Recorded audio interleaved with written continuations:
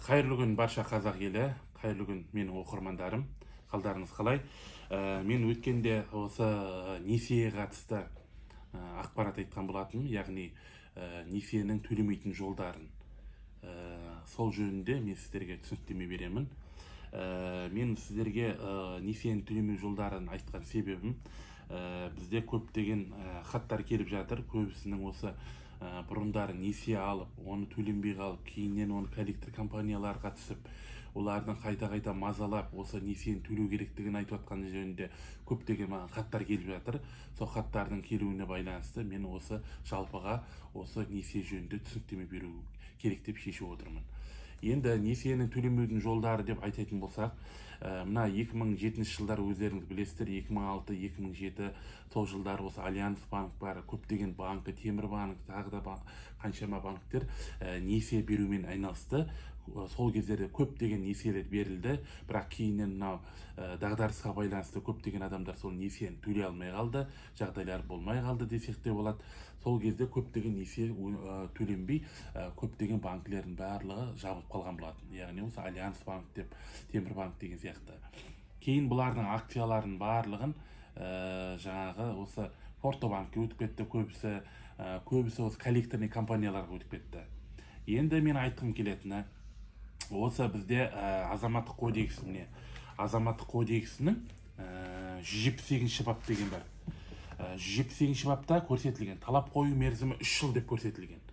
Яғни коллекторный компаниялар, мысалы 2007 жылғы болсын, қандай несие болсын, ол несиелердің барлығын досье дейді ғой, клиенттердің досьесін сатып алғаннан кейін, яғни ол клиенттердің кредит алған уақыты мен қайтаратын уақыты біткеннен кейін, одан кейін 3 жыл өтіп кетсе, онда осы азаматтық кодексінің 178-ші бабы бойынша талап қою мерзімін қолдануға болады.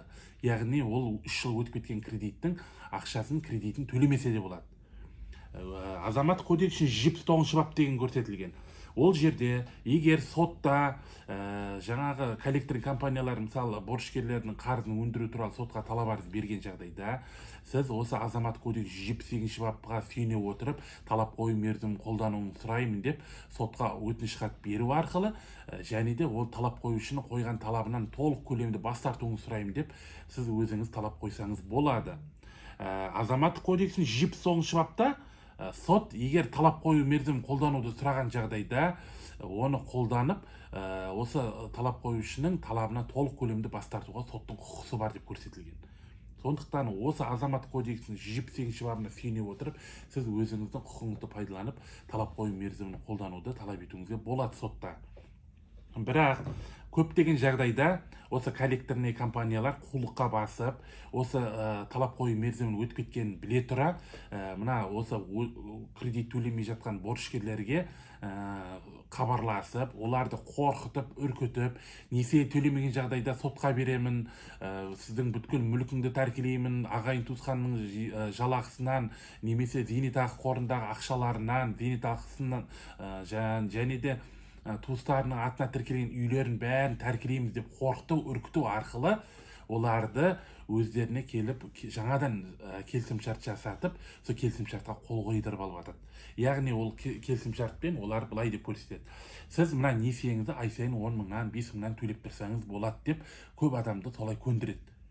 Ал енді көп компаниялардың, осы коллектор компаниялардың ұсынысына көптеген борышкерлер көніп қалады. 5 мың 10 мың болса, онда мен шамам келеді дейді.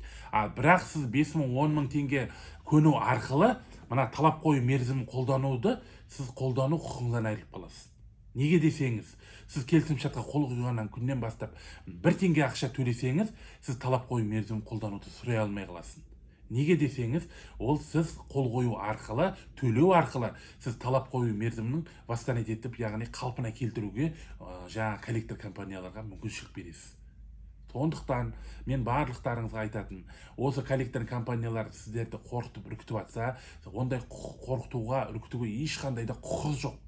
Яғни сіздердің несиелеріңізді басқа адамнан өндіруге олардың құқысы жоқ. Басқа адамның мүлкісін тәркілеп, немесе зейнетақысын тартып алып, немесе жалақысын алуға құқылары жоқ. Ондай жағдайда сіз ол коллектор компанияларға егер де осылай мазалау тоқтатпайтын болсаң, менің туыстарыма, ағайын туысқандардың мүлкіне қол сұғамын деп қорқытуды тоқтатпайтын болсаң, мен сіздің үстіңізден прокуратураға шағымданамын, сіздің үстіңізден қылмыстық іс қозғау жөнінде мен арыз түсіремін деп, керісінше өздеріне солай жауап берулеріңізге толық құқыларыңыз бар.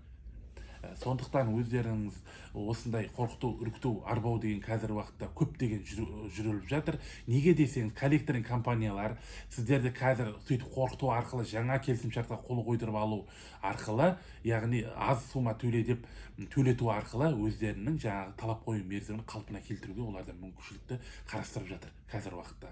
Яғни коллектор компанияларының өндірісінде көптеген осы борышкерлердің төленбей жатқан досьелері көп, солардың алудың жолдарын осылай қарастырып жатыр. Сондықтан сіздер бұрын, яғни түсінікті болу үшін жалпылама айтайын, сіздердің мысалға 2007 жылы несие алдыңыздар, 3 жылға алдыңыздар, несие құтылу мерзімі 2013 жыл біту керек.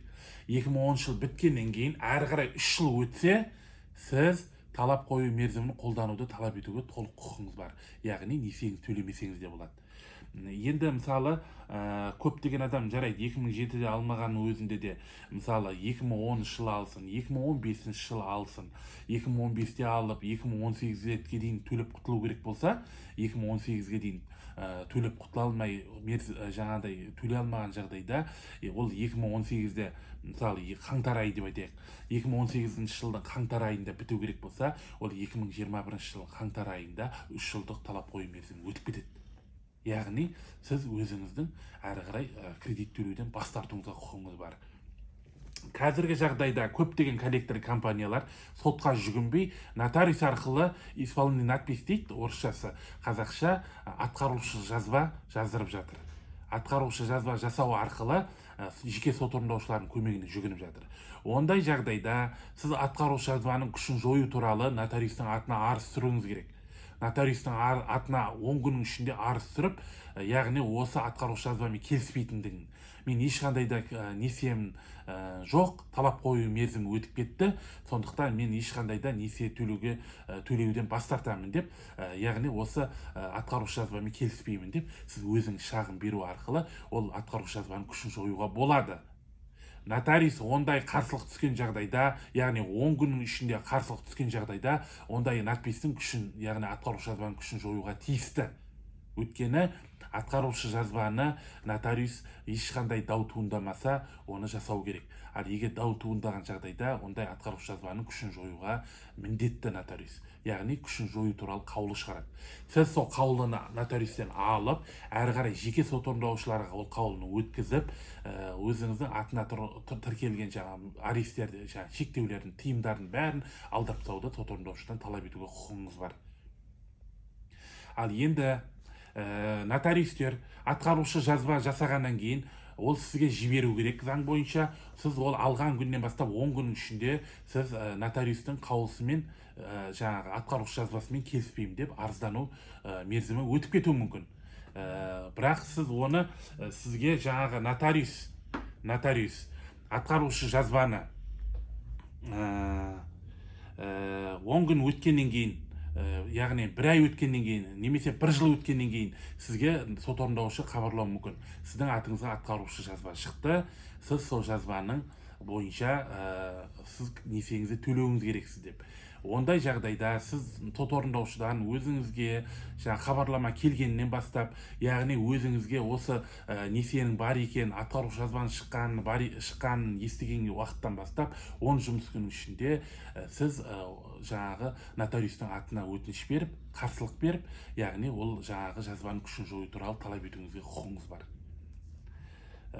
Енді осы айтылып жатқан несиелерге қатысты тағы да соттың шешімі шықса, оңайлатылған тәртіппен қазіргі уақытта көптеген соттар сырттай шешім шығарылып жатыр. Яғни осы көптеген борышкерлердің өздерінің қатысуынсыз, оларға ескертпестен, хабарламастан осындай соттың шешімдері сырттай шығарылып жатқанын біз естіп жатамыз.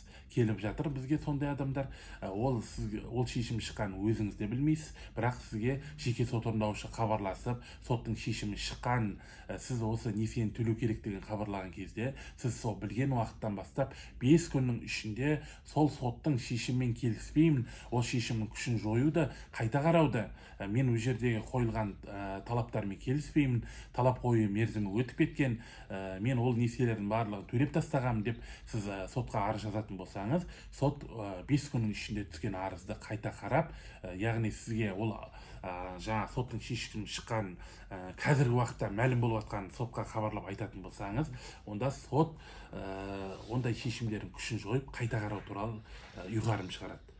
Сол кезде сотта сіз қайта қарау туралы іс қараған кезде, сіз осы жаңағы талап қою мерзімін қолдануды соттан сұрап, жаңағы оның талабынан бас тартуыңызды сұраймын деп, жаңағы өзіңіздің қарсы пікіріңізді беруіңізге болады.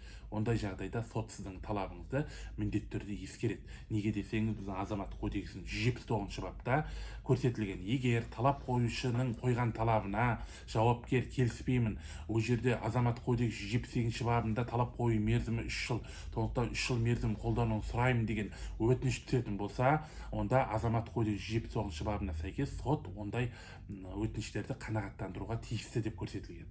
Сондықтан сіз өзіңіздің осы құқықтарыңызды пайдаланып, сотқа осындай өтініштер бере аласыздар.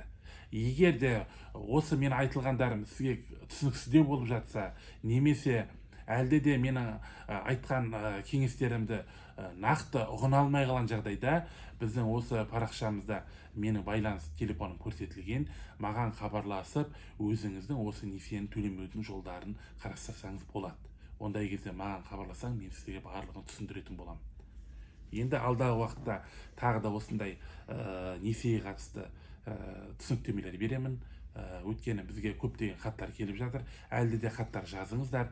Және де осы менің кеңесімді барлық Instagram желісін пайдаланатын, Facebook желісін пайдаланатын азаматтарға, азаматшаларға таратыңыздар. Олар да осы кеңесімнен кішкене болса да өздеріне керек мағлұматты алса, және де осы несиені төлемеудің жолдарын оған да түсіндірсеңіздер, ол адамдар өзінің құқығын пайдаланар еді.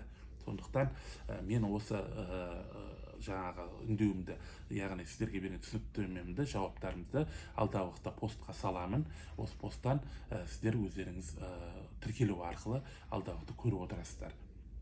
Сонымен қатар, құрметті достар, мен YouTube каналымнан Заң KZ Тілеужанмен деген өзімнің жаңағы каналымды ашып жатырмын. Ол жерде көптеген осы менің парақшама келіп жатқан хаттарға жауапты сол жерде өзімнің әріптестеріміздің қатысуымен бірге отырып, сіздерге егжей-тегжей түсіндіретін боламыз. Сіздердің қойған сұрақтарыңа міндетті түрде жауап беретін боламыз. Сондықтан алдағы уақытта мен осы Instagram парақшама және де жаңа Facebook парақшама, сосын YouTube каналымда парақшаларыма тіркелу арқылы күнделікті ақпараттарды тегін алуға сіздерде мүмкіншілік пайда болады. Сонымен қатар сіздердің қойған сұрақтарыңызда міндетті түрде осы каналдарымызда тегін жауап қайтаратын боламыз, түсіндіретін боламыз. Жақсы, сау болыңыздар.